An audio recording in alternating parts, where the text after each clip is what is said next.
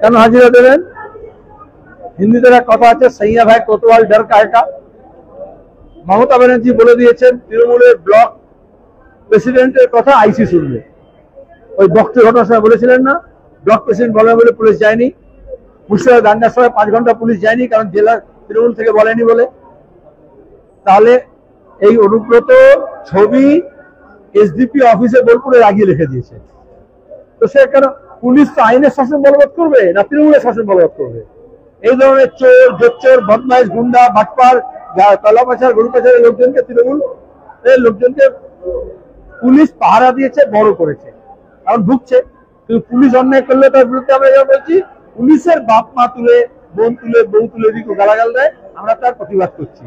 পুলিশের যদি ন্যূনতম সুবিধা থাকতো, তারা ততক্ষণে ওকে ওখান থেকে তুলে ধরে নিয়ে আসতো।